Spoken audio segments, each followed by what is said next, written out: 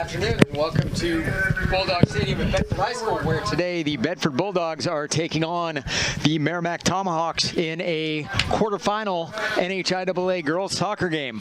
Alongside Bill Klein, I'm Lauren Fox, bringing you all the action today as the Bulldogs look to pick up another notch in their belt as they head toward a state championship game. And the next game will take place at Stello Stadium regardless of whether the Bulldogs are playing. Bill, this one a businessman special. We got a matinee game at 3 o'clock here on a beautiful Friday afternoon. Of course, football taking place tonight, senior night for them. But for these girls here, for the parents here, both from Bedford and Merrimack, this is the game that they're worried about. Nobody cares about their football game, although if we win this one, you got a pretty nice weekend either way. You do have some soccer on the weekend, of course. Certainly do. However, this afternoon, this is going to be fun. I'll tell you for many reasons, which you'll hear about as we go on. But a couple highlights. Bedford, number 3 seed, Merrimack, number 6 seed. They played each other back on October the 11th, just a few weeks ago. And we did not broadcast that game. We did not. No. Correct. Yes. However, we as in Bedford, did have a win. It was 2-0. At this point in the season now, after the 5 goals that Bedford just scored when they beat Nashua North the other day, the Bedford girls have 52 goals, only 4 allowed against them. And it's quite a bit different in terms of what that might play out in terms of offense, defense. Merrimack, in their first round, they won 5-2, and with those 5 additional goals, they beat Hanover in the first round. They have 44 goals, but they've given up, Lauren, 21. Yep. So that Merrimack team, though, early on in the season, they in the regular season outscored their opposition 39-19, but 19 of those goals came in the first 3 games. So it was an offensive outburst early on against some sort of lesser teams, and then as the season wore on, they started playing more lockdown defense, and that's what we saw out of them. I was here on October 11th watching the game. More defense, more of an emphasis on that. For the Bulldogs, one thing that we've talked about is, the one who gets the credit is the one who's going to play soccer in college, Zoe Santos, who's in net for the Bulldogs. She set the school record against BG with another shutout, now has 36 in total.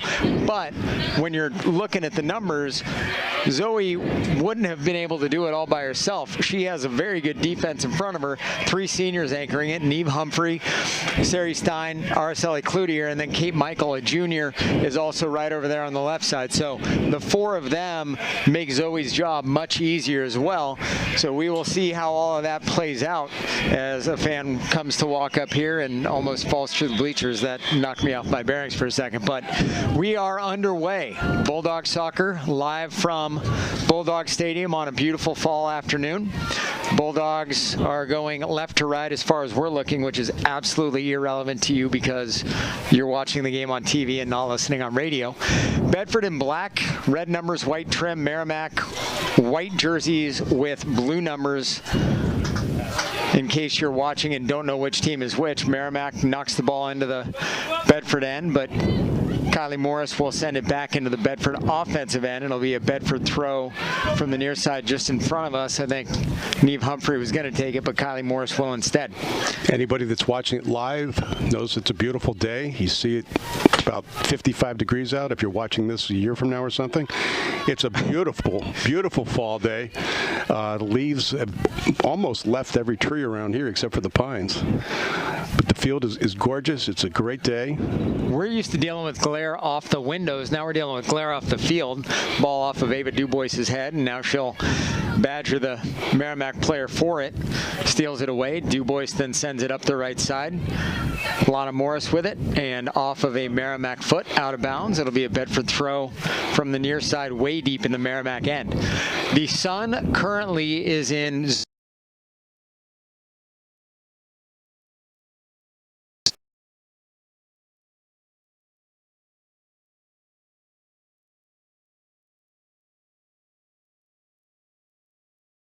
and the Merrimack play a role in things.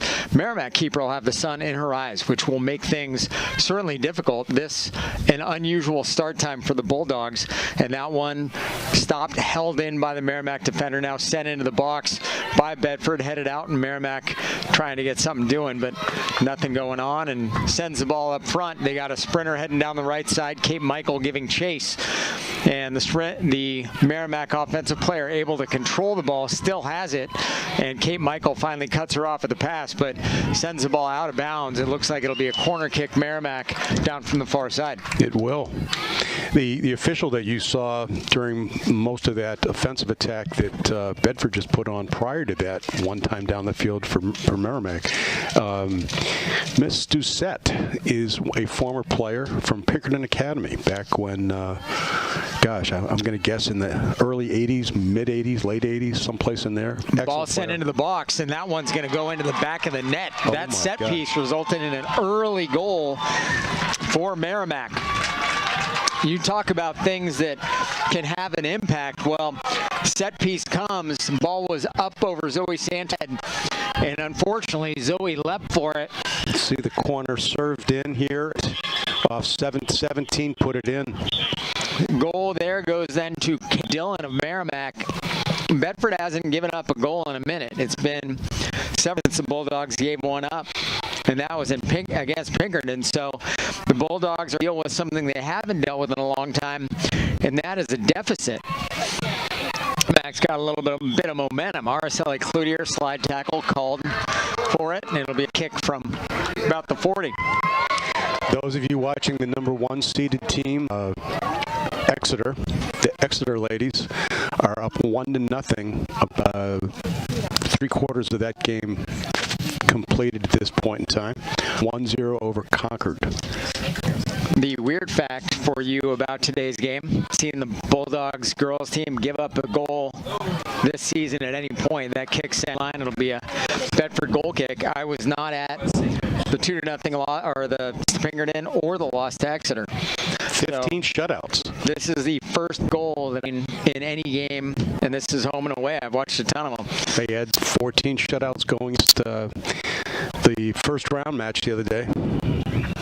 Now it's 15 for the team. Like you said, it's not just the goalkeeper. Most certainly a team stat. And that one was not on Zoe. That would have been a difficult task. But Merrimack's got some momentum, and they're playing aggressively now on offense. Anna Diaz with the ball front, Lana Morris. Lana looking for Ava down the left side instead of the middle to Grace Crowder. A little drag. Anna Diaz now held in there. Lana Morris with it, lost through traffic, finds Ava Dubois, sends it to the goal. Great shot by Ava, off the hands and in! A floater that just could not get caught by the keeper. The keeper really needed to punch that one.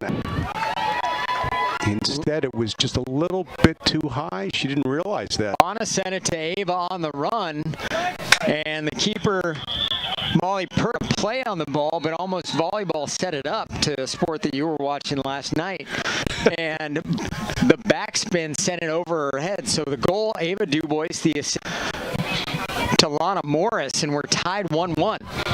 Goal scored about minutes into the game here, which, like Lauren's been saying, it was a real shocker the Bedford team give up a goal so early, especially after I'm talking about how few goals they've been up in the shutouts.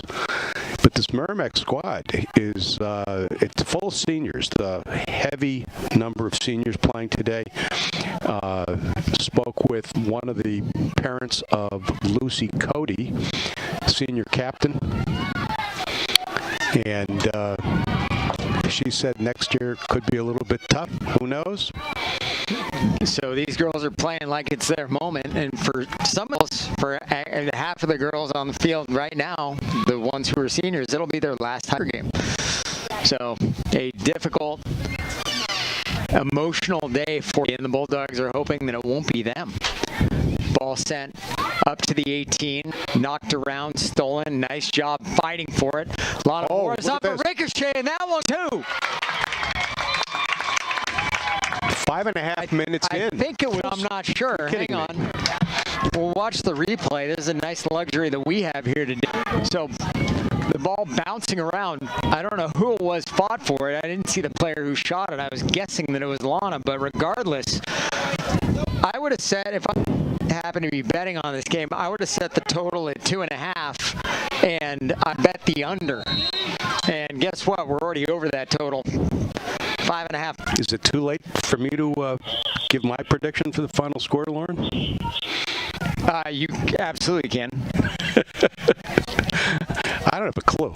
Things going? Yeah, no. This is not going according to Hoyle right now. Last night, the Bedford girls volleyball team remained undefeated, except for the fact that they lost one game, which was odd. They've not done that other than 3 other times during all to the other top 4 ranked teams.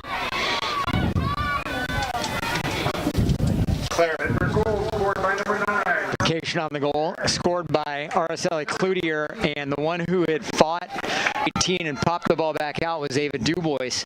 A hard-won assist, and you watch this team go down 2.5 minutes in, and the ball didn't change. The expectation was that they were going to come back. I didn't think they were going to come back that fast.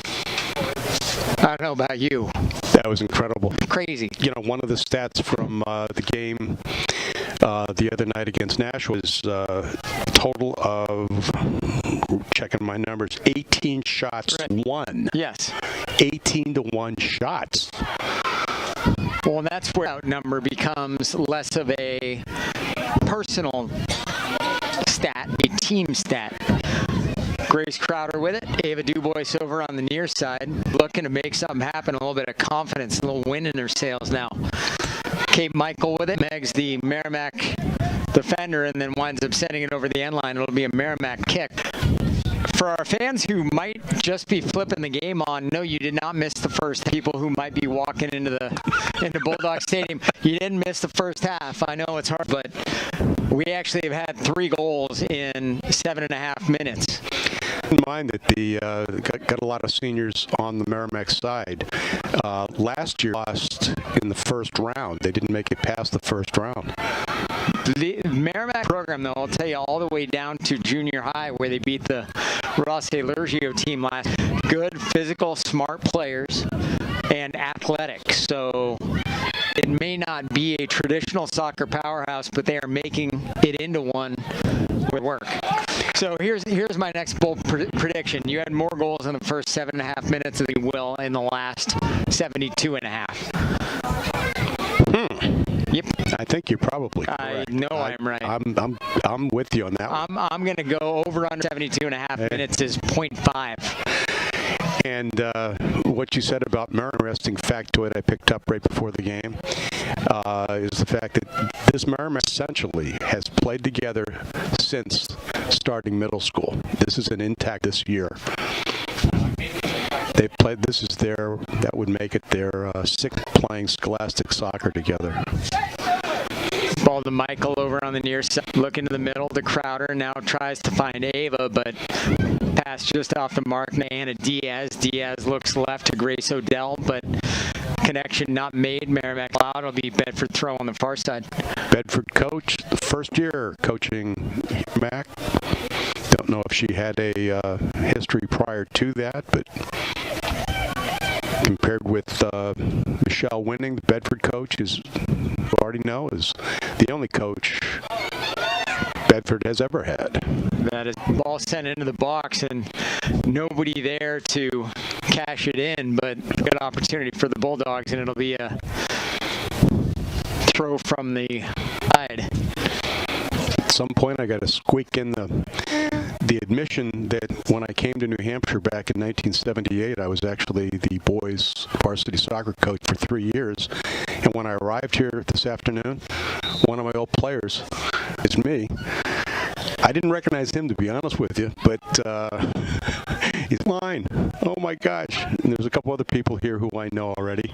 And sort of the ball about that stat is he is, I'm guessing, in his mid to late 50s. He would be. Yes. It's yeah. Yeah. A couple of my had kids in college out on the field. That's fun. It's crazy. I coached anybody who's had that yet. At least not, I hope anybody yet. 29 and a half remain here in the first, 2-1. The Bedfords lead the Merrimack Tomahawks here in the early going. And we had, believe it, Merrimack went on the board with one early off a corner kick. Ava Dubois converted one about 2 minutes later, and then Araceli Cloutier converted one a minute. So here we are. It's been a little bit quiet since, but it was a rousing start to kick us off today. Things have calmed down quite a bit. It's been mostly Bedford again, like it has been all season. Bedford fighting for it. It was Lana Morris with a full head up. Now the handball on Merrimack not whistled. And that one will be sent out of bounds. It will be a Merrimack throw on the far side. When we turn back the clock to that, not period, the late 70s, but beyond that, had two daughters, one son. They soccer at Merrimack High School. Yeah. Oldest daughter was the captain junior and senior year. And remember watching her games. I was able to see, even though I was officiating other matches at that time.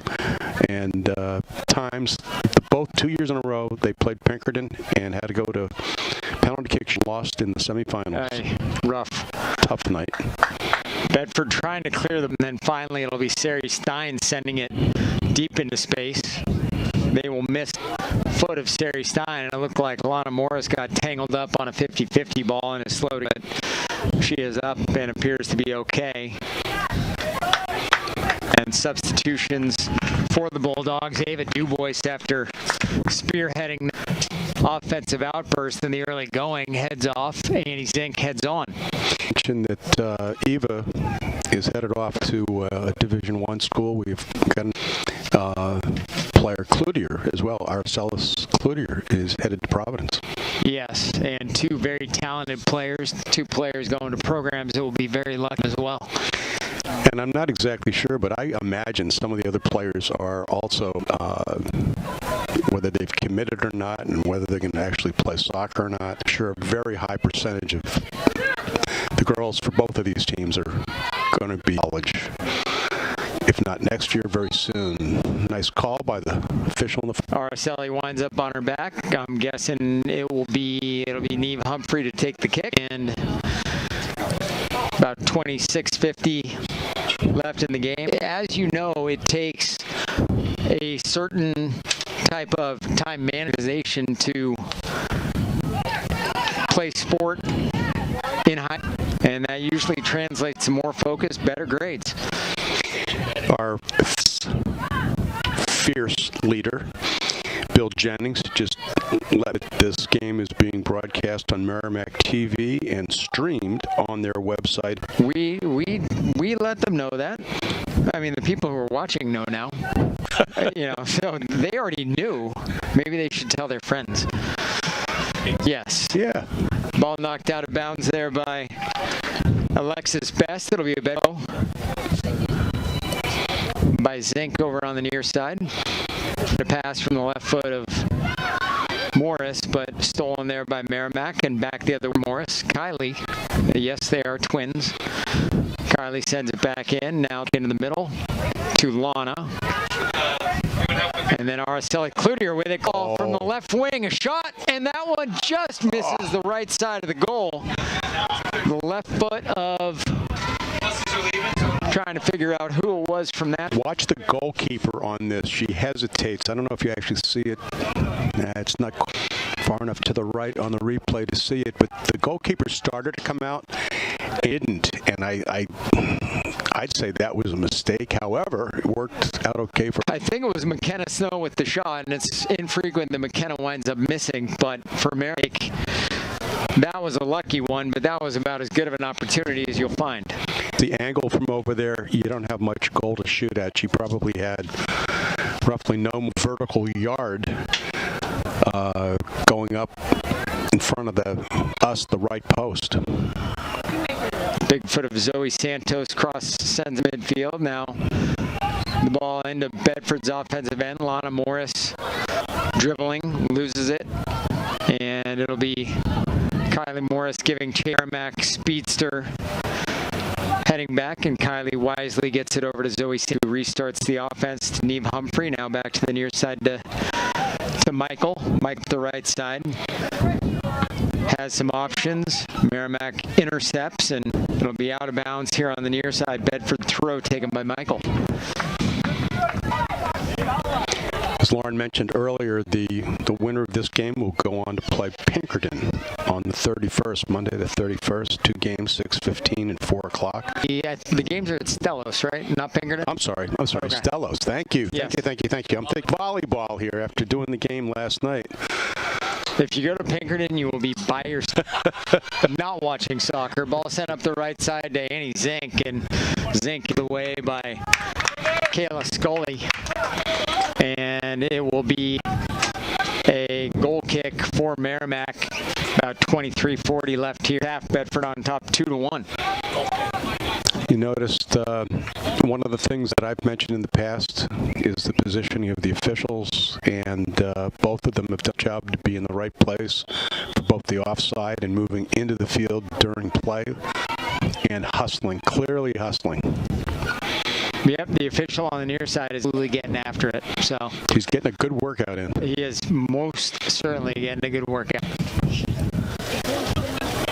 Geez, I wonder when I mentioned that she actually played. I wonder if she was there you go. On the field against my daughter. It is when she played. Possible. I don't know that there would be a whole lot better of a workout as far as than this. Oh my gosh.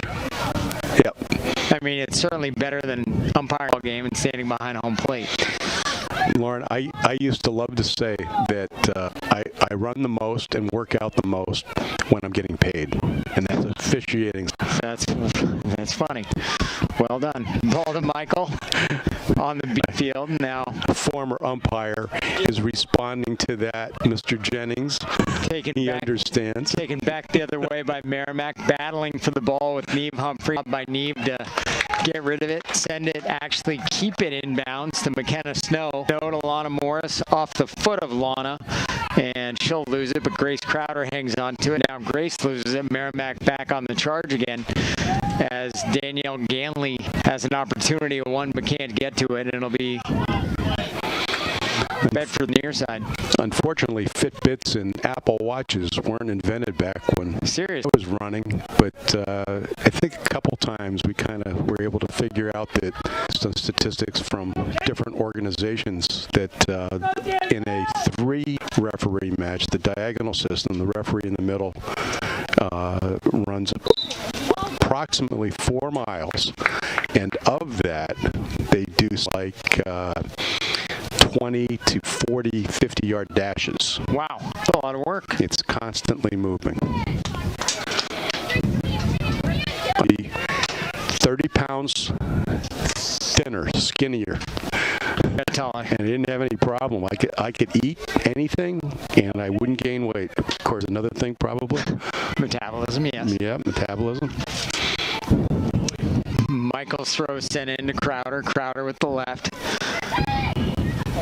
Arcelli, perfect ball up front. They say it'll be Lana offsides by the eyelash, and it will be a Merrimack kick. Looked like a good opportunity, but again, we don't have the vantage point of being on the ball. We're at midfield. And you couldn't tell from the replay. Thank you for that replay. Is that Mr. Bird back there? Yes. Great job. Great job. Couldn't tell again because we're not quite enough wide angle to see the position of the player when the ball was touched, which is the key offside. When the ball is played, is the player even or ahead next to the last defender, assuming that the goalkeeper is the last defender 99% of the time. Ball squirts through. Santos picks it up. Scout. Now, Merrimack, nice play made there by Norm McMahon. And Merrimack again on the offensive, trailing 2-1, about halfway through the first. Looks like they might have something going on. Kara Sullivan with Eve Humphrey just absolutely hectoring her, knocks the ball away. Excellent marking is the way we talk here is marking tenacious their D. Yep. opponent, and that was Perfect position to prevent her from doing anything with the ball. She wasn't leaving. It was like a dog. There's one over there on the far fence. You can probably see it. There is one. Where the camera. Andrew, you got that? You got that over there, the Bulldog? Good Merrimack throw, headed by Kylie Morris. Got a little bit lucky. It went just to the right of the corner kick flag. About a foot and a half to the left, it would have been another corner coming, which is not terribly considering where the sun is here in the first half. And Lauren, I just thought the fact is that how few corner kicks has girls team had taken against them this year. Not that. They have given up very few corners. So, to get a score on a set play like that, I'm sure they're practicing them, but real game action, I don't know how many they've had to deal with. Dubois to Stein. Stein sends it up the left side, and good idea there, and that one will go out of bounds. Merrimack throw way up the near side of the field. 2-1 Bedford, 18:22 left, our first half of play. Beautiful day for some soccer. Here if the Bulldogs can get a win. Sorry, Merrimack. I am a homer. I have rooting interest in this game. Why is Bill Jennings pacing around the press box? Are you nervous? No, look. Okay. It's over here, Bill. Thank you. Thanks. You're like freaking me out right now. I'm like, is there somebody coming? I'm like walking around, dude, right behind me.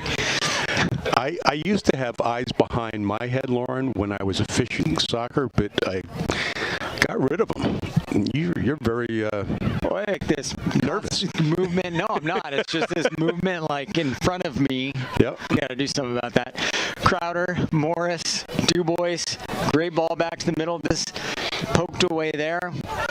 And now Araceli Cloutier. We'll see if Araceli offensive. No, she sends it up to Lana up front. Nice ball. Lana to Grace Crown. Poked away. Araceli will try this again. Right on the mark.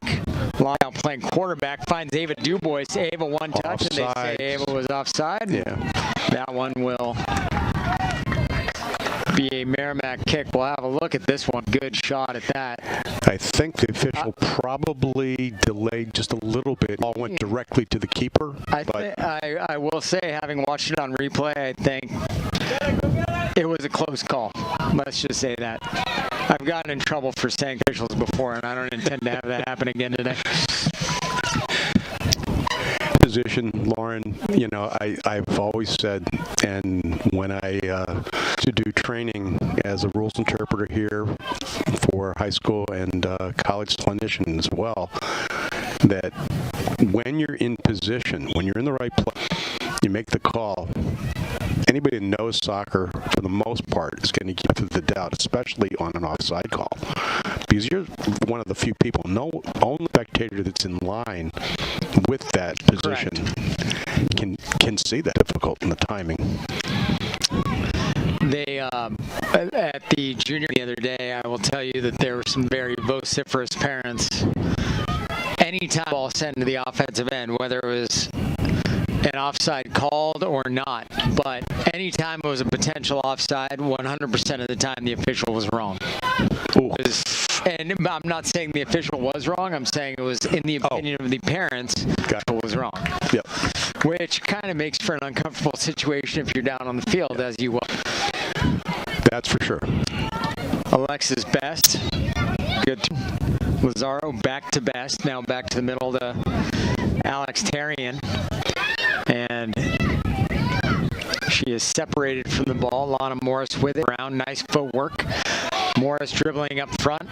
Ball bounces around. Lana might have a goal. One more dribble, and then that one to the goal. Rebounded. We'll see if that one with Merrimack or off of Bedford, and they will say a corner kick for Bedford. Nice job, Morris, over there against the end line, trying to force the issue, send the ball off the Merrimack defender. I believe it's Melissa Mejia down there. Advantage of the system again versus two refs is that you've got a linesman who is 99% going to be at least in the right position and hopefully make the right call. Primary thing they're looking at. Ball off of Lucy Cody as Sari Stein is ready to corner kick. Ball sent into the box. Through the box. Looks like Bedford will have a chance at it.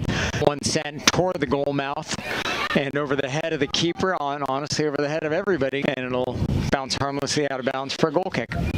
Yeah, it was like volleyball again. Yeah. Just back and forth over the net, kind of. Well, once you're done taking that, if you're the defender, you got to do your job and get back. You can't stand there waiting for it, put the ball back there. So yeah, it was a hard one to very seldom see that wide and flat across the goal mouth. And then back again. Here it is. I was going to say we will see Easy a penalty call. there. Yep. Even I would have called that. And that's saying a lot. Who gave you the whistle? Nobody did. That could have been said to the Merrimack and Bedford fans in the junior high game. And of course, you know, obviously the officials that are more, quote, younger players, lower level games are newer. They're training. Some of them don't have much experience. And good ball sent into the end. Anna Diaz giving chase. We'll see what can happen. And the defender then sends it into Diaz. Not really necessary on that contact. Diaz goes down and the ball, after a sequence of touches, up in the hands of the keeper. that's the kind of thing, though, even though you were absolutely correct, it was elbow or, you know, an illegal event. However, it was good to call it because it had nothing to do with any goal-scoring type advantage there. At what point, though, and I ask this from an officiating standpoint, at what point do you come like that to affect the tone of the game? That a player says, all right, well, I can do that again, in order to sort of maintain control of what's going on? Well, number one, hopefully it's not in the penalty area, because I think the official would have called that if and in. However, a flagrant elbow thrown, like a direct effort to contact punch, injure the other, then it would have been a penalty kick. Okay. And they would have called that, which is like the game control that you're referring to. That was more of a procedural question than anything. I'm not suggesting anything by any means. Controlling it over on the far side now. Bedford with the steal. Diaz sends it across to Ava Dubois. Now to the middle. Lana Morris looking up front. She's on the run. Full head of steam. Ava takes the touch. Beautiful touch. And Mary the ball. And a penalty is called, but it's called on Dubois, and it'll be a kick down in that, from that penalty area. We'll have a look. Ava had at the ball, and the player Best got in her way, and it looked like, if anything, all there would have been Ava just grabbing an arm more so than anything else, trying to get an advantage. Well, good work for Mike Pereira. Mike, what do you have to say? Well, Lauren, it did look to me as if the Bedford player's momentum kept them going into the other player, but it did prevent the player from continuing to go to the ball, which she should have been given the option. It was a good call. Okay. All right. Obstruction. Okay. Whatever. There. Kylie Morris, I should say, steals the ball away. Get her sister Lana. Now Bedford steals on the far side. Ball sent into the middle. It'll be Lana Morris with it again. Takes a touch now in the middle to Crowder. Another nice ball to the left side to Grace Odell. Odell left foot up and over. The good shot by Grace, but just a shade high. It'll be a corner kick for Merrimack. 35 left here in the first half. Bedford on top 2-1. One of the things, those of you that are watching the game taped, especially, if you can take a look at the way both teams are playing the ball on the first touch. Skills that I've noticed all season. Bedford is absolutely incredible at making a good first touch. An example, see how she kept the ball close enough to her so that she could not lose opponent. Bulldogs spent a lot of time working on that in practice. Michelle winning tremendous emphasis on foot skills, ball skills, and it really shows. And of course, you are dealing with players who have significant experience playing other places. As a point of emphasis within this program is you're always moving. The offense hinges upon you to space and pass the ball out. And really, they do it wonderfully. It's like it is poetic form of soccer, that is sure. That one's sent up the right side. David Dubois tries to cross one. Instead, it's off the Merrimack defender. It'll be a Bedford corner kick over here on the near side. The boys game the other night, unfortunately, the Bedford boys lost. Their opening round match was kind of surprising. They played a great first half. Second half, things kind of switched right across to the other team coming out after they touching. They were outplayed in the second half, unfortunately. Ball sent into the box by Stace, header taken by Cloutier, and Bedford with another chance. That one off of Baracelli's foot by the keeper, but still rattling around in there. Nice save by Perkins to keep that thing alive. And then dragged down over on the far side, I believe, was Lana Morris. Now, was inside the penalty area, I believe. You can see this on replay coming up here. And Lana Triff, was there a card given on that? Time is stopped as well. The area, it is going to be a penalty kick. So Bedford will get K out of that, and by all rights. Well, hold on, Lauren. Our Officials rules expert this. Gene Steratore here. They want to get it right, and I guess what they've done is they're going to say that it's an indirect free kick. It was clearly inside the area. Now, is this official going to the penalty kick mark? That's here to be. There's one official and one player. So. It is. They did. That's a great, you don't see that very often. You see it in football all the time, right? Drives you nuts. The officials all get together. This is the correct call. So Neve Humphrey on to take that penalty kick. Neve shoots it into the upper right, and that'll be a goal for the Bulldogs, who lead it now 3-1, 8:30 here in the first. The only thing that could have given the decision, because the foul was clearly inside the penalty, far enough it couldn't fudge it and put the ball outside, is if all that a dangerous play or something, so it's an indirect free kick. And I thought I saw the trail official that blew the whistle put his arm up, which gave me the initial impression that he was going with indirect. A question for you, though, and again, if it, regardless of what type of penalty is called, where the penalty took place is the overriding factor, correct? Zoe Santos gets it after a Merrimack charge. Nice job by Merrimack trying to answer, trailing 3-1. But the simple fact that it took place inside the 18 would result in a penalty kick regardless, correct? No, because if the foul was deemed a obstruction or dangerous play, okay, those are not direct free kick fouls. Okay. They're indirect. So in that case, the ball would have been placed at the spot where the foul was. What would the infractions be that would result in that direct kick? May have been a handball over on the near side. The official lets them play, or perhaps didn't see it. That particular call, it looked to me like it was either kicking or tripping. Okay. Yeah, it wasn't an upper body type of thing, so it Yes. wasn't a charge. A charge would also be a direct free kick. Okay. So it's more of the not first or second degree assault, but more, or first or second degree assault would be the penalty kick. Yes. Third degree assault would just be a simple indirect kick. Correct, meaning two touches before the ball can enter the goal. Sometimes, I haven't seen it very often, but every so often a player taking that indirect free kick just gets confused and bangs the ball towards the goal. And the goalkeeper's smart if they just let it go in. Good call. Charge from the back there. If you let it go in that situation, then it becomes basically a goal kick. Exactly. Okay, that's the end line. Yep. All right. Yeah. Thank you. Yeah. Every so often, especially lower levels, goalkeepers might try to save that ball, not realizing that they don't want to get near it. This Rules Corner of Bill Klein brought to you by the town of Bedford. Be dealing with some rules next week, Lauren. Yes, you will. We've got ball sent into the box. Zoe Santos makes a nice catch at eye level. Always a little bit dangerous, but like Zoe you said before, that sun is in her eye. The shadow that you can see probably on your screen at home is showing how difficult that is. Ball headed by Lana Morris now.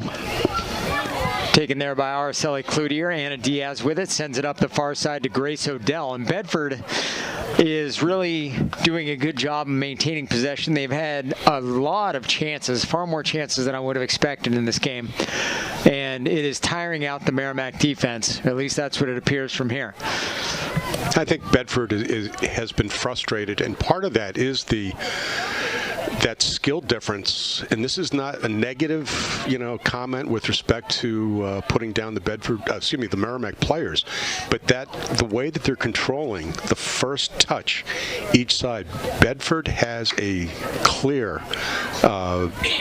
better performance of that particular skill, and it's critical. Like that right there. You can maintain a possession if you can own the first touch. And I'm sure somebody somewhere, not here, is keeping track of possessions that are longer than one touch. And if that were the metric we're measuring, that's where Bedford's winning, and that's what's resulting in the lead at this point in the game. And the Bedford boys, the opposite was true the other day. The second half, the Bedford boys, who normally play very similar game to the way these young ladies do for Bedford, they got sloppy. I will say I picked up my younger one from here. It was 1-0. I left with the lead. Her plus minus was 1. Somebody texted later and they lost 3-1. What are you talking about? There's no way. Yeah. 2-1 was the final. Okay. Did not look like that was going to be the outcome until the second half. And that was a rough one for the boys. They've showed considerable improvement year after year. McKenna Snow with the ball now. McKenna gets it over to Kylie Morris. Back to the middle to Lana Morris. Morris to Morris. And then to Neve Humphrey, who sends it up to Ava Dubois, who can't control that. And it'll be a Merrimack throw up here. 4 minutes left, and Bedford has been controlling. Looks like about 80% of the time, roughly, would you guess? It has been a ball control game played by the Bulldogs. A lot of good chances, players getting open in space as well. And that one sent by Merrimack over to the far side. It'll be a Bedford throw. And Bedford may have another chance here. In case you missed it, in case you joined us late, we had 3 goals scored about 5:34 into the game. Bedford trailed 1-0 off a corner kick. Merrimack able to knock it in off that corner. Now, nice ball sent back to Zoe Santos, who sends it right back the other way, flips the field. Nice play by the defender to put that ball back. You want to take the easy way out to defend like that and not try to play that ball if you goof up, it's the attacker going right to your keeper. Yep. And your keeper's not going to be happy that you didn't just give him the ball, make it easy. And that's not what you want in that situation. So we had Bedford down 1-0, 2.5 in, but the Bulldogs then scored 2 in short order. Ava Dubois at 35-32 from Lana Morris, and Araceli Cloutier from Ava Dubois at 34-26. And then a penalty kick from Neve Humphrey at 8:38. That's gotten us to where we are, 3-1, with about 2.5 left. Illegal use of the hands on that one. Illegal use of the hands. Push, yeah. Yep. We won't see that called tonight, though, will we, Lauren? You got a game that I'm sure you're probably interested in. I may watch some TV, of it. Of course. Well, we do have the football here as well. Oh, yeah, there's the World Series. Yeah, I will watch the World Series, that obviously. baseball thing is still going on? I thought you were talking about this. World Series. That I do want to see. I want there are a lot of good players playing right now still, so I think a lot of casual fans don't realize quite how good the game is right now. But the quality of play has never been better. And the fact that anybody can hit any thrown ball from any of these pitchers is an utter miracle.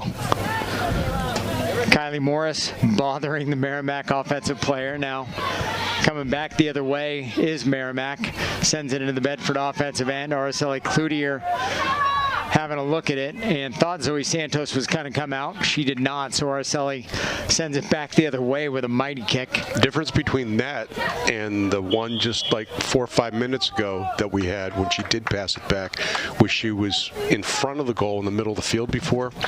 This time she was near the sideline, so it was safe for her to go ahead and take a chance and play it. She has the sideline as the extra defender, but it's also no man's land for Zoe there. Zoe comes out too far. All of a sudden the goal is wide open, and Araceli absolutely made the right decision there, getting rid of the ball up the right side. Absolutely. That one, a nice ball from Kate Michael, knocked away by the Merrimack defender, but not far enough. Ava Dubois winds up with it after a couple touches, sends it back to the middle to Kylie Morris. Now Kylie sends it into the offensive end, and the Merrimack keeper, Molly Perkins, will come up with it and send it toward the middle of the field, where it's headed by Grace Crowder. We are in the under 2 minutes portion of the first half, so truly no idea how much is left other than it's less than 2 minutes. And for people that watch others, a lot of other soccer that's played, the youth soccer and whatnot, the official keeps the clock and would not blow the whistle if the ball's heading toward the goal, either in the air or during an attack.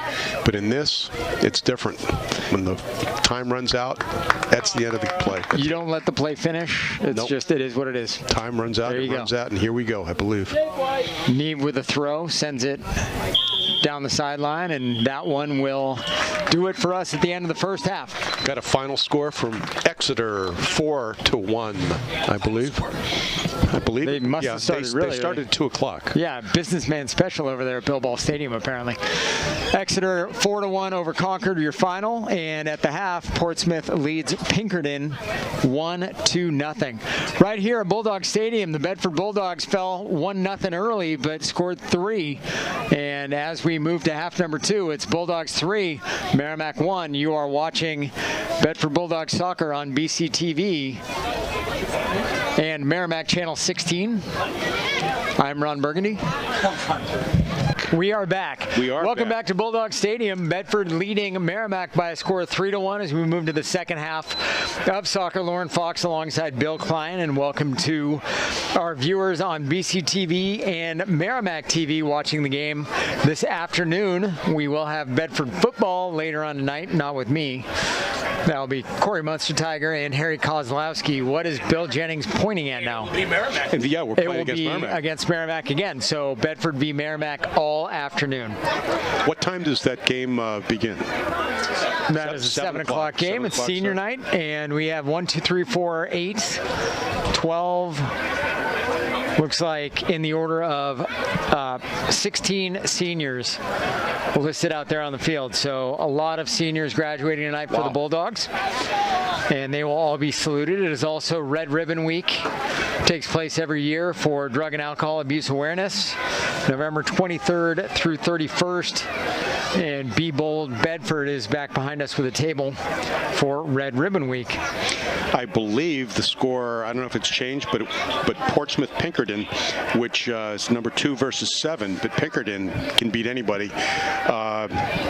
Last time we knew, it's 1-0 Portsmouth over Pinkerton.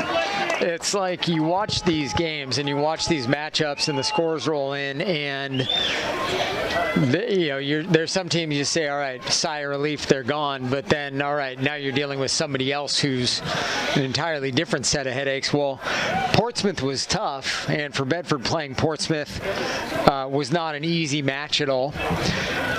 But that Pinkerton game played by the Bulldogs at Pinkerton on, I think it was on turf, but on a wet night when they lost 2-1. An unexpected result at that point in the season. I think Pinkerton was 9-4 going in. And for the Bulldogs, not something that they expected at that point, but that's part of what's gotten us to where we are now. Merrimack did not play Pinkerton. They also didn't play Salem. Other than that, we did play all the same teams. Not sure what just occurred, but some discussion about something going on there. It'd be weird if it was a discussion about nothing, but that's what we do. Hey, the goalkeeper for Merrimack's this half now, like Lauren said earlier, it's going to be really difficult for her for a while anyway. I don't know how soon the sun's going to set, but she's holding her hands up above her eyes constantly. It is in a bad spot for her, and I'm not sure who won the toss and elected to kick and receive and whatnot, but Zoe Santos has the sun at her back now, which in the second half of this game of a 3 o'clock start in fall is most certainly advantageous. And we'll see if it turns out like that. The way a number of people said to me when I left the booth at the break, the half, how surprised they were the way the game started. Some of them were on their way driving here. They had trouble getting here for the time frame because of jobs that some people have these days. Jobs are overrated. And they were blown away that the goals, so many goals scored early in the game, especially the first one. This one, a chance for Bedford to Grace Odell. Grace steaming down the left side, and off the toe of her foot, it'll go out, and it'll be a goal kick, Merrimack. 39 remain here. Bedford on top 3-1. Somebody wrote on my sheet, it looks like it says Timberlane 2, Bishop Girton 1, but I'm not sure if that's correct. Timberlane's the 4th seed, Bishop Girton the 5th. Correct. I have no corroboration other than somebody wrote numbers that are there, and I don't even know where these scores are coming from. And of course, we know BG is a good team. The Merrimack side tied them 1-1. We beat them 2-0 our final regular season match, and they're seeded 5th. Lana dribbling, sends it up the right side. Offside is called, and it was a close one regardless, but called nevertheless. I believe on Ava Dubois up the right side. See the shadows starting to move down from the trees now onto the field, Lauren, so I don't think the Merrimack keeper is going to have the entire half issue with the sun in her eyes. It will be tough, though. It depends where it is. There's not a whole lot of tree there, as you mentioned earlier. I think I saw somebody, one of the Bedford High School custodians out there with a chainsaw earlier, taking down a couple trees to our right. Maybe I would be anti that. Pro-tree. Unsportsman as well. Jeez. And that one sent out of bounds by the Bedford defender, almost over the fence on the far right. It'll be a Merrimack throw from the far side. Strong throw into the middle, but stolen there by Kylie Morris. Merrimack steals it back. And now Kylie will send it off a Merrimack player. Got aggressive for the ball, couldn't come up with it, winds up tumbling down. And Merrimack controlling it now in the early going. Kate Michael comes up. Nice job, Sari Stein, to get rid of it. And if that defender can't corral it, which she did, at least knocked it out of bounds with her head, Lana Morris was going to have a nice opportunity to make a run. Nice defensive play by who is that? It was number 2, Lucy Cody. Lucy Cody actually had the assist on the Merrimack goal. She's the one who took the corner kick that was knocked in by Kaylee Dillon. Senior captain. Ball sent out of bounds there by Araceli Cloutier. It'll be a Merrimack throw. Now, it would make things way easier for us, at least for me, where I have the open window in front of me, if Bedford kept the ball on the offensive end. Just saying. Not that it's all about me, but even still. Crowder with it. Nice drag back. Sends it up the left side to Odell. Odell with the left. Sends it back into the middle, but a little bit behind Lana Morris. And it's sent out of bounds there by Merrimack. It'll be a throw coming for the Bulldogs in their offensive end. Yeah, I'm surprised that the Merrimack midfielder just kicked that ball out.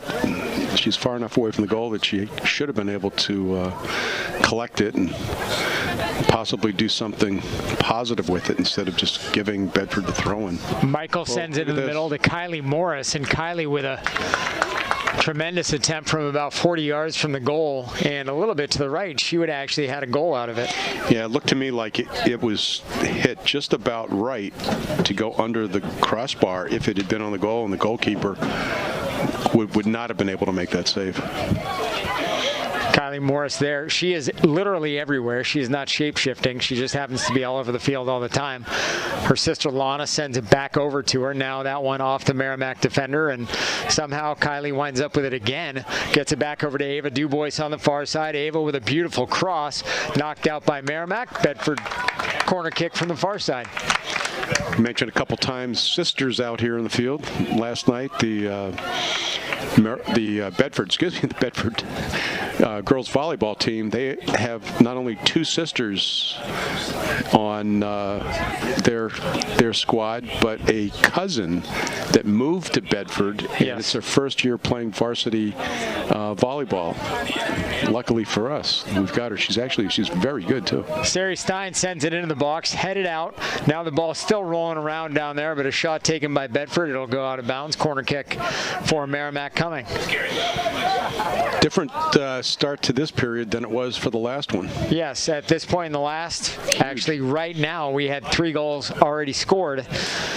And as we talked about, figured that we would have more goals scored in the first 7.5 or 5.5 minutes than we did in the remaining 74.5, and that has played true to form to this point at least. So far. 3-1 Bedford. They went down early 1-0. Came back.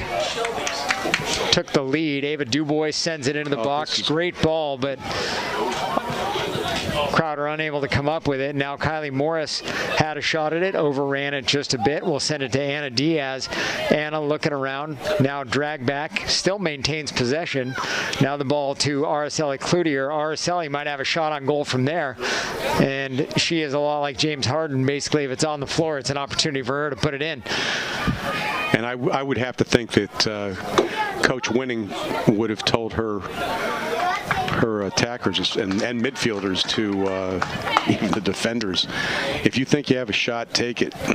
The offense tends to perform much better for this team when you have Araceli Cloutier, who's listed as a defender, running on the offensive side. She's aggressive. She's pretty fearless when it comes to it.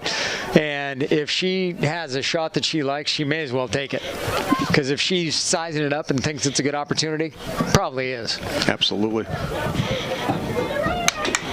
There's a gentleman down below us, assistant coach previously for Colby Sawyer College up in New London, and he was a witness to me scoring a goal from about 40 yards out. I had it, and right midfielder, right halfback, just best shot I've ever taken.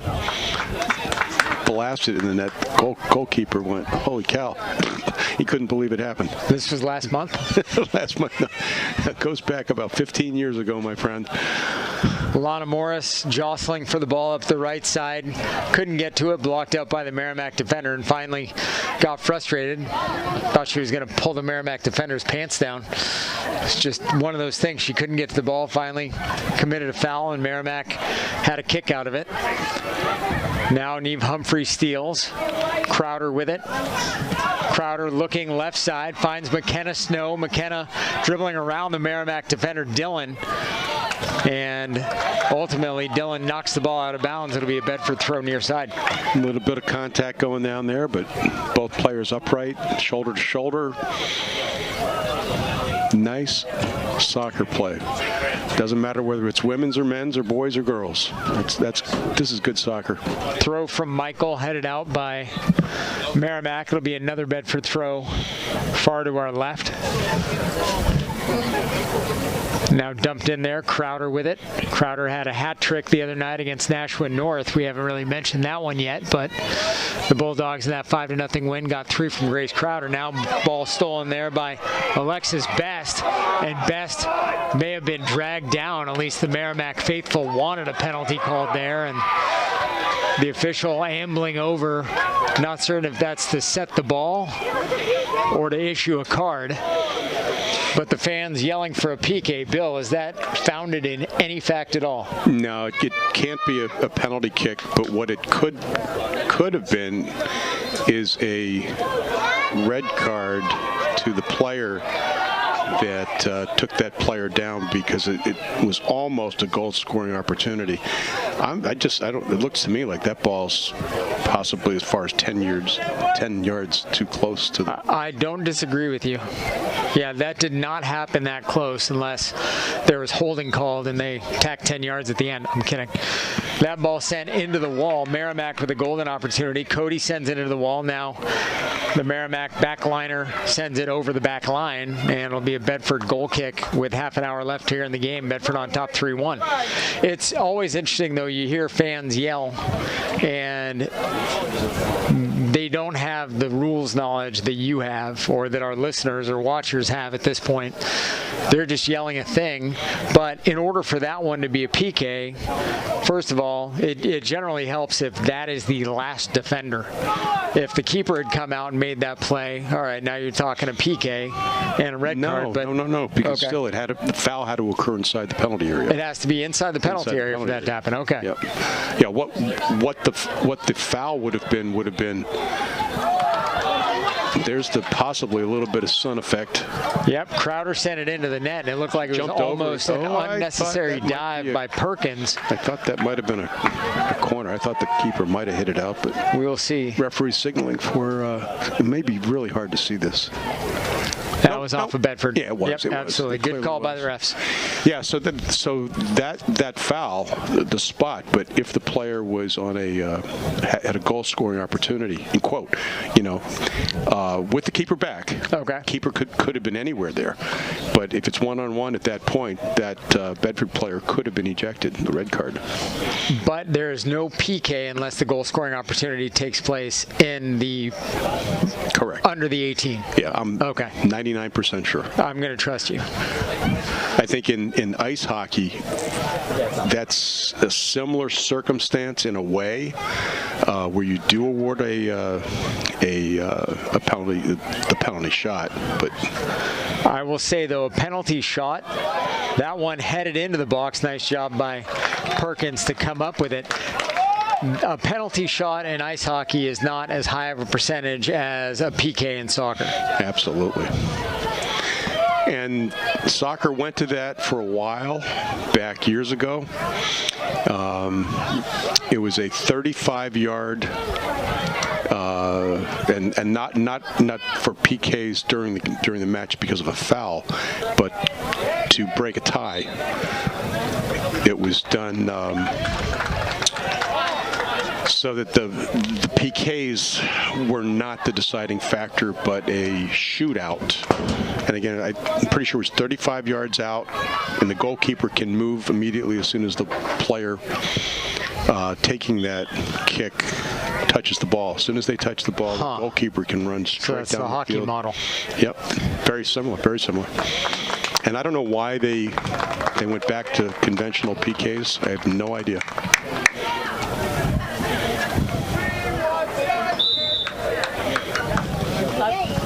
Ava Kaczynski with a throw off the Merrimack foot, and now Sari Stein will send it up the left side. Kaczynski sends it back in.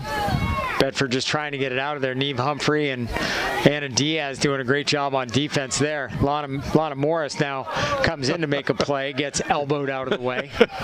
Yeah, that could have been a call. That was fresh. Ball up the right side. Ava Dubois giving chase, and Ava beats her defender and then proceeds to get grabbed by the Merrimack defender. She can't beat them. Grab their shirt. Now Kylie Morris controlling the ball by remote, and her defender falls in front of her. Now McKenna Snow will have it.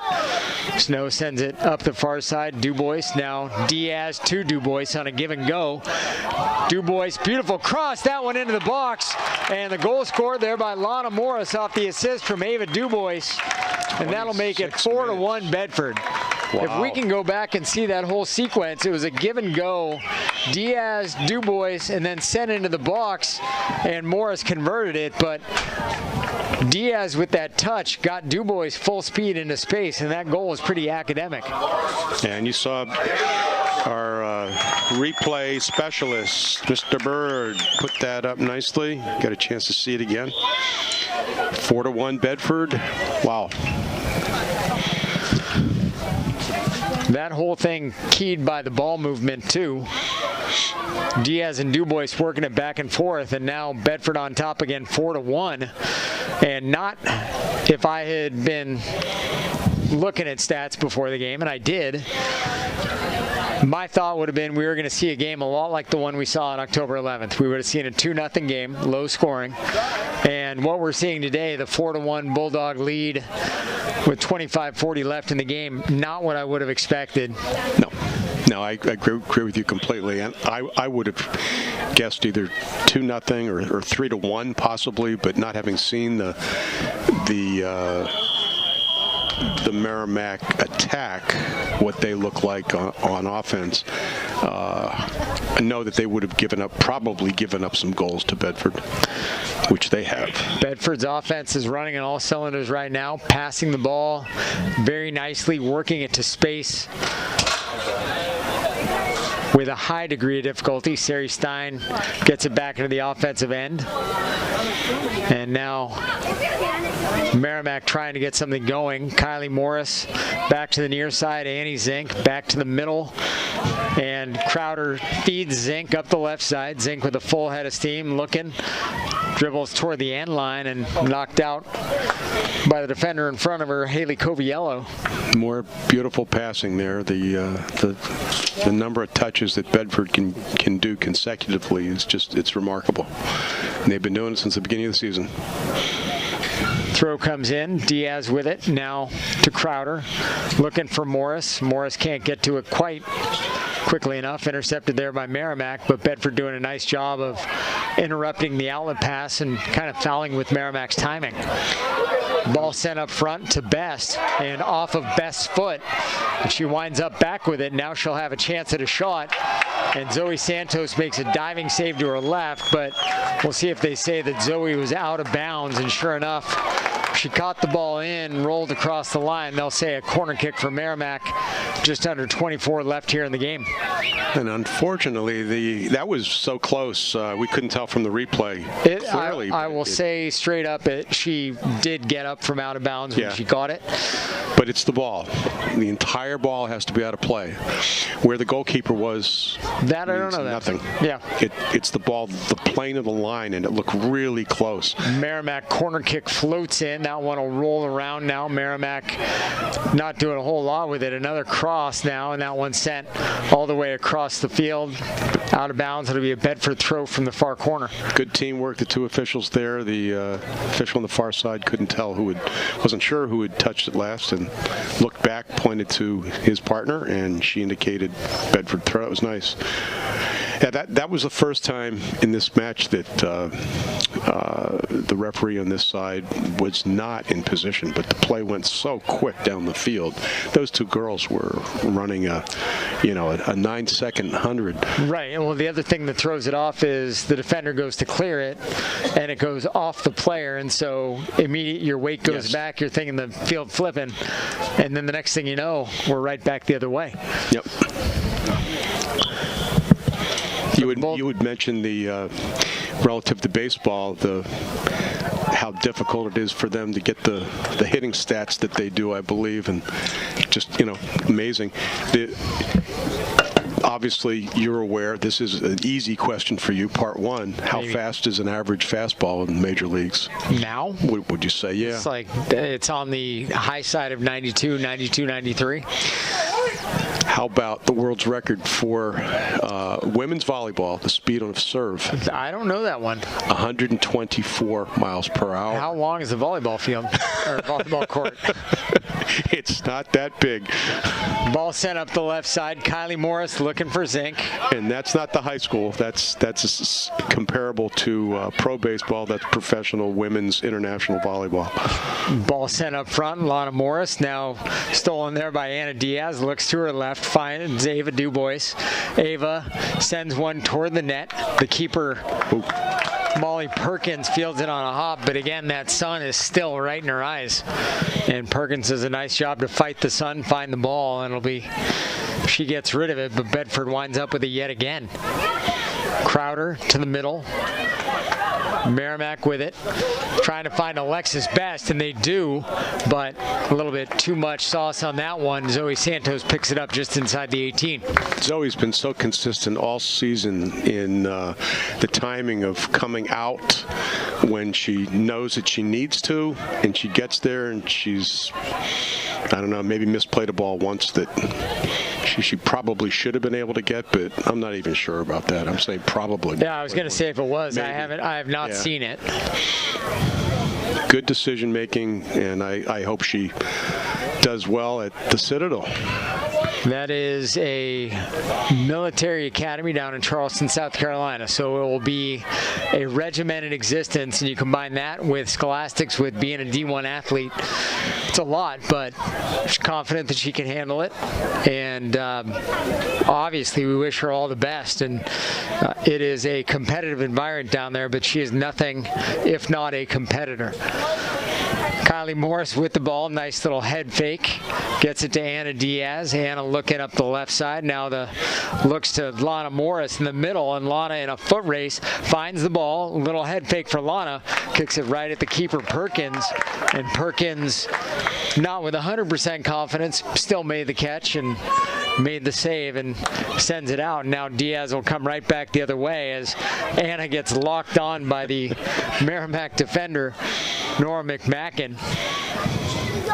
Looked like she was hanging on to be able to stay on her feet. She may have. Without no intent to foul. I do not know that I've seen a player in Division I this year or any year against whom Anna Diaz would not be size disadvantaged. Loud whistle, bringing the ball back there. Yes, you are absolutely correct. And even with all that, she manages to compete. She has great body awareness, knows exactly what she's doing at all times, sends the ball well, field awareness of teammates. So that family trait, Lauren, when all you do is play soccer, like, you're going to be good at soccer. Oh my gosh. I will say it, they live 3 houses from me, so there's a lot of soccer in our neighborhood. Let's just say that. Ball sent out of bounds off the left foot of Kate Michael. It'll be a Merrimack throw near side, 18:47 left. You put the Diaz kids together with their dad, and they're all about the same height now. Very close. And Sean, I reffed his games when he played in college years ago, and he was, probably the same height he is today. I don't know if he's lost anything. But well, it's not like you grow in college. Andrew, what are you showing us? Not usually. We got a score. Portsmouth up 2-1 over Pinkerton at the half. There you go. 2-1. We got Andrew Fenn not only running the camera, but he's also giving us Twitter updates on soccer games. Unbelievable. Portsmouth and Pinkerton, both of them have been a tough team for us from time to time, boys and girls. They tend to have some decent soccer out there along the coast. Yes, they do. And across the river. I will say, and you may agree as a soccer coach and player for years, it's weird how time stretches out or shrinks depending on the game. So for Merrimack, I'm sure they feel like these 17 and a half minutes are cruising by. For Bedford, on the other hand, you're sitting there thinking these 17 and a half minutes are never going to end. Time behaves entirely differently when you have a lead versus when you're trailing in a game. Nice play, Kate Michael using the body, sends it off the Merrimack offensive player, and then it goes right back off Kate's foot. It'll be a Merrimack corner kick from the near corner. Yeah, and you're correct. In matches in soccer, ice hockey similar, where you got a time sport with periods that are basically almost continuous play, other than substitutions and a goal and whatnot, penalties. Cody sends it in. Zoe Santos into the box, dives, can't get it off of Zoe's hand. Now Zoe winds up with it. Wow. Off of the foot, I believe, of Kylie Morris. What a crazy play on that one. Zoe leapt, caught it, and by the time she had gotten down, Mr. Bird, could you do that one more time? somebody knocked the ball out of her hands, and And then you have this helpless feeling of she's falling, the ball is going down. She kept her hands up. We're going to get a look at that one. Zoe caught it. The player somehow knocked it away from her. And Zoe, when she went down, that left hand went up. And whoever was on the back line there, it looked like Kate Michael saved it with a foot and got it to Zoe, and Bedford somehow kept the ball out of the net. Yeah, it did. On that replay, it looked to me like the keeper was, Zoe was fouled. Okay, that was a question I was going to have. If the keeper has possession of the ball, this isn't the NFL where you can put a helmet on somebody and divest them of the football. Correct. This is if a keeper has the ball in hand, she's allowed to get to the ground without the ball being knocked away. Absolutely. Okay. I'm pretty sure that's exactly what did happen. Well, that was what it looked like. I was letting it go as incidental contact. We had a similar situation happen in the BG game in the finals last year, where Zoe had the ball and got nicked, and the ball went flying out, and it resulted in the only goal of the game. I think you did that game. Yes. Yeah. I was there. Yeah. So. Yep. And that seems to be a constant or a consistent theme in our house when talking about the soccer playoffs and BG specifically, is the challenge of, if you're the keeper, you're not a football player where you're bringing the ball in. Right. Once you have it, you have it. And I've said this a couple times. I don't know if it's been in one of the girls' matches or the boys, that the officials generally tend to, in quote, protect the keepers. And that's why in that situation just then, I'm kind of surprised the whistle didn't blow. But speaking of keepers, Molly Perkins out, handled the ball, got rid of it. Now Crowder with it, sends it back to the middle. Alana Morris. Bedford might have a shot at things, but coming to the rescue at the last second was Ava Kozinski, sending it out of bounds. Bedford throw near side. Where did we get that Timberlane BG score? Corey gave it to us. Can we trust Corey Parker? I think we can. Funny. I think we can, yes. No, I'm just looking for an update further. Yeah. Kylie Morris sends it into the box to her sister Lana. Now the ball knocked away. Coming back the other way is Merrimack. Now Bedford steals it. Anna Diaz with it. Taking her time, dribbling around, sends it back to the middle to Kylie. Kylie has it stolen there by Merrimack. And now back over to Lana. And it'll be a Bedford throw from the far side. I would go to Twitter to attempt to get a score, but I wouldn't know where to look. And invariably you wind up somewhere you shouldn't be anyway, because Twitter. 4-1 Bedford, 13:30 remaining here in the game. Now a throw on the far side coming from Neve Humphrey, knocked out by Merrimack, and Bedford will move up about 10 yards. Throw comes in to Kylie Morris. Kylie to the sideline, now to Anna Diaz, up the sideline.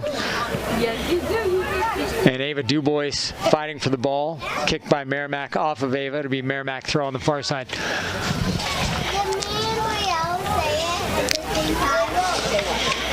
Again, the Bulldogs would not have been playing at 3 o'clock if not for the senior night football game, but I think it'll be nice for them to have a Friday night, be able to watch some football, assuming that they hang on to the 3-1 lead. Yes. And relax, play some soccer this weekend, and get ready to play on Monday, again, assuming that they hang on to the lead. I know that if I was a Merrimack fan watching the game, I would be yelling at me right now. Ball sent back down by Merrimack. Zoe Santos will take her time. Merrimack's goalie, if you didn't know, the keeper just keeps pushing further and further and further out. So she's trying to be part of the attack. Bill Jennings walking around hawking popcorn offense in the press box now. What will that sound like through the mic? Yeah, I'm not eating popcorn on the mic, Bill. Not for you or anybody. That our Merrimack fans would be calling you to complain. You want to deal with that? They probably are already flooding your lines. I should give them your number. 4-1 Bedford, 11:40 remains here in the game. Andrew's eyeing the popcorn, though, I think. Well, nobody can hear him. No, he's in space, no one can hear him when he eats popcorn. Merrimack controlling it on the offensive end. Kylie Morris with a head interrupts the pass. Now Neve Humphrey sends it out. Merrimack packing it in on the offensive end. That much is sure. They're trying to get something done, but that also leaves them vulnerable in case the Bulldogs can get something going on offense, and Bedford sends it out of bounds. Merrimack throw far side. No way, we got this. Let's go. The winner of this game plays at Stellos on Monday at 4. So come dressed as, I don't know what. Bill, what are you going as on Halloween? Definitely not a soccer referee. Not a soccer ref, okay. No. We'll be down there, hopefully, for the Bedford side. But no, I'm not really that much into Halloween. You're not? All right, there you go. So we will be down there doing the game, but got to make it up after the game, assuming, again, that Bedford makes it, and Zoe Santos comes out off her line, makes a nice pickup. She'll get rid of it. Assuming that Bedford makes it, I will say that I will leave promptly after the game to go hand out some Halloween candy. As will I. Give my wife that support. We do. So you don't have hordes of small children overrunning your house? No, I'll tell you, it's changed. When we first moved into this house here in Bedford, this home we've been in for 18 years, the neighborhood was a lot of little kids, and it was fun. We loved it. And now most of the kids have grown up, and some of the people that have moved in, the families that have moved out, don't have little kids anymore. Yep. They're older professionals, and there's just not that many kids. Sari Stein with a mighty kick. Kylie Morris winds up with it, sends it off the Merrimack defender out of bounds. I know that there will be an army of small children roaming my neighborhood, which is also, it's good. Otherwise, I will eat all the candy that I buy, and that's really not good for anyone. And what I definitely do is I go out and do the candy buying, and I buy the candy that I want to eat when it's left over. Yes, which I'm fairly, unless you're eating like Mounds and Almond Joy, is probably the same stuff the little kids like.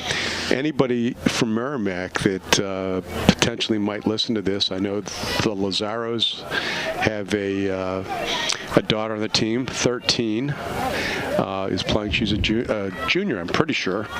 Some people may remember it. It might even be a picture in the yearbook. I know there are pictures out there of me coaching on the sideline on Halloween, the Merrimack boys team, and next to me is a soccer ball.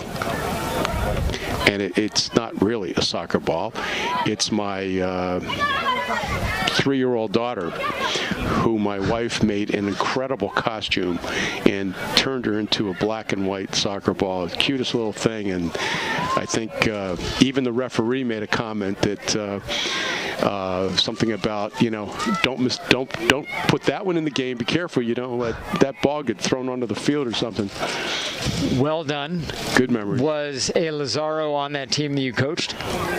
Right there, absolutely. Yeah. No. Boys team. Oh, okay. Boys. The Lazzaros lived down the street from us. Oh, okay. I knew the whole family quite well. Southern New Hampshire is like one small town.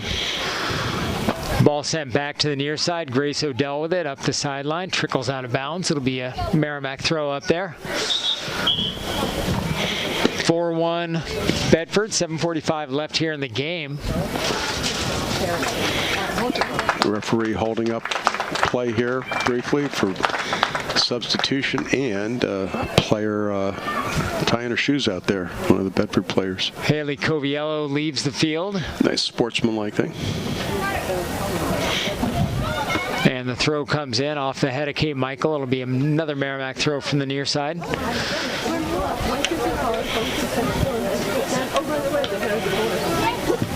Big throw taken there by Morris, who has been all over the field today. Kylie has not converted a goal, does not have an assist, but has most certainly been a valuable part of what is going on. Nice routine save by Bedford keeper Zoe. Those are few and far between and welcomed. who might be the keeper next year? We're not going to talk any about idea? that. I don't know. We're not. Ideas? It's No. we're not talking about that yet. We'll talk about next year when next year happens. All right, I'll leave it at that. I am not going to be the keeper next year. That would be weird. No, that would require some changes that. There's another person down there dressed in keeper gear, but it's hard to break into the lineup when you have Zoe Santos ahead of you. So she will bide her time. A foul called at midfield. Looked like Anna Diaz got grabbed. And so it'll be a kick for the Bulldogs just this side of midfield.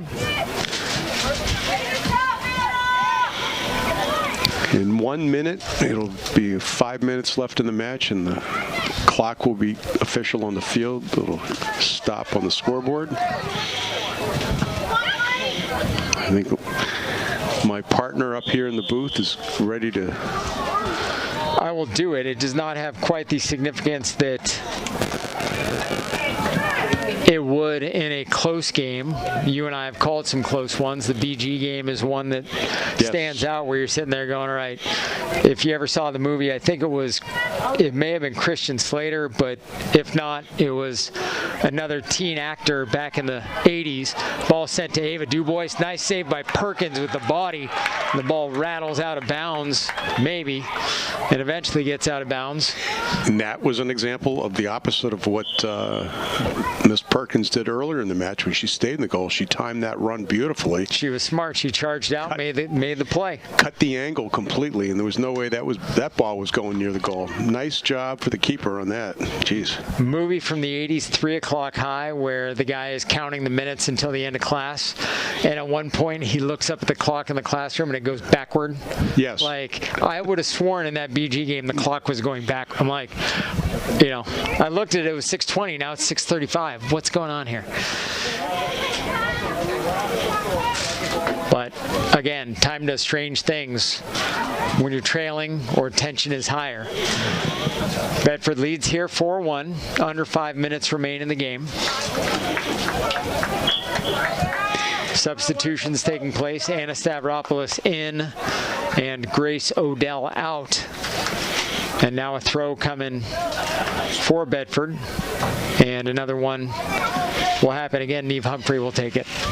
Going back with the memories with everybody from Merrimack here and the whatnot, thinking years ago, I had forgotten that back in the 70s and early 80s, the officials were hired by the home team.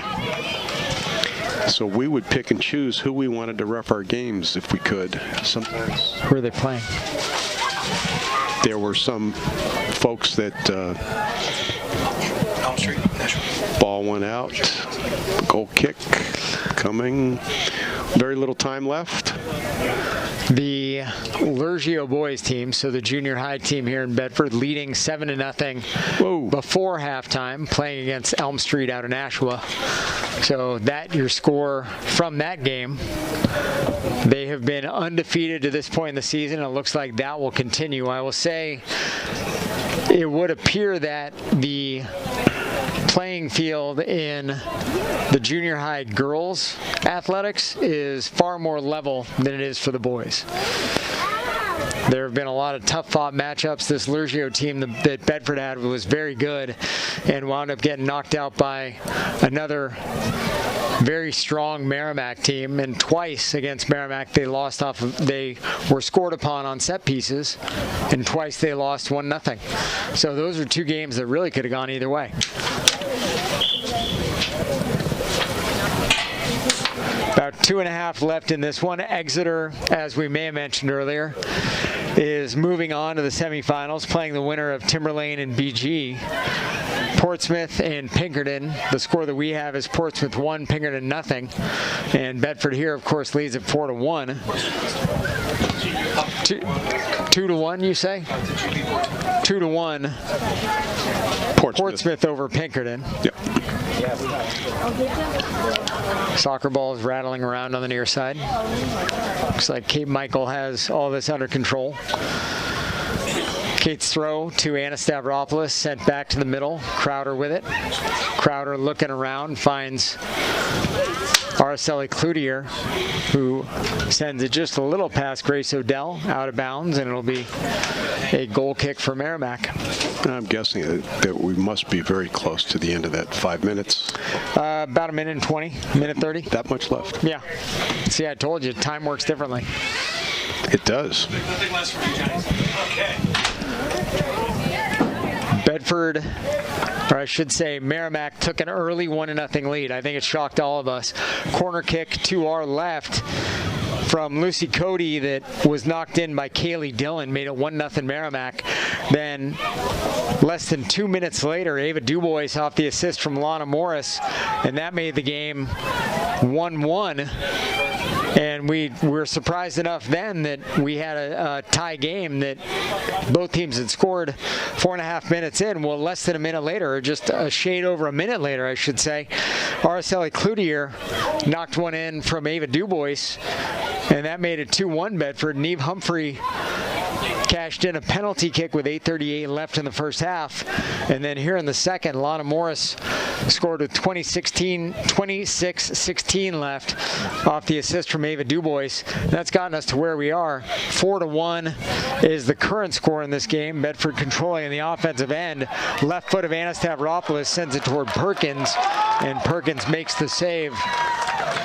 And she will get rid of it, but nothing doing. It looks like time will just expire within seconds. Bedford's 2 losses were both away matches, 2-1 scores for both of them. I don't know if either of those Bedford had scored first or not.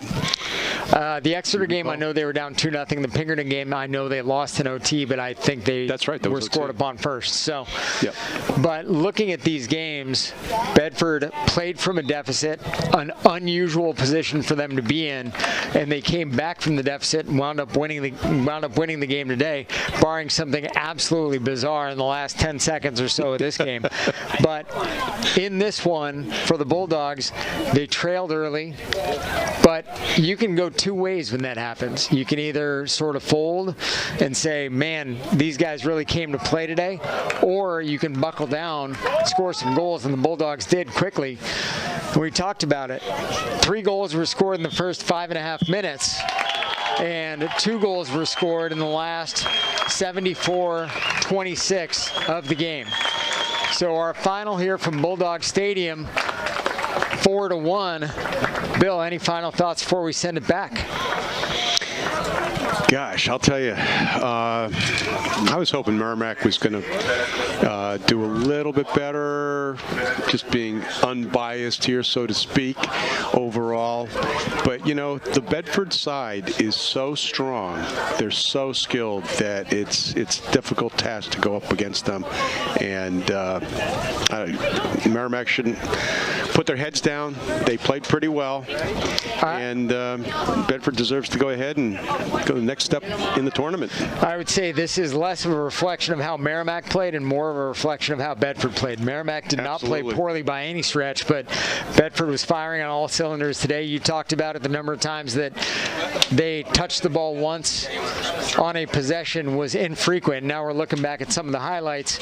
There's the first goal scored by Merrimack off that set piece. Kaylee Dillon knocking it in past Zoe Santos, and the handshake line taking place. Oh, then we have another one.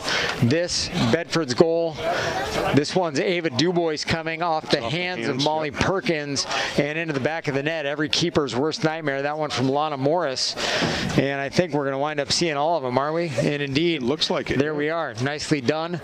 This one coming, Araceli Cloutier from Ava Dubois over the outstretched arms of Molly Perkins, making it 2-1. And then we'll see Neve Humphrey on the PK after Lana Morris was dragged down. That one made it 3-1. Perfect line drive from Neve. And then capping off the scoring for Bedford was the ball that Kylie Morris sent to Ava Dubois to Anna Diaz, back to Ava. That set up Ava to make the cross, and all Lana had to do was bang it in from that point.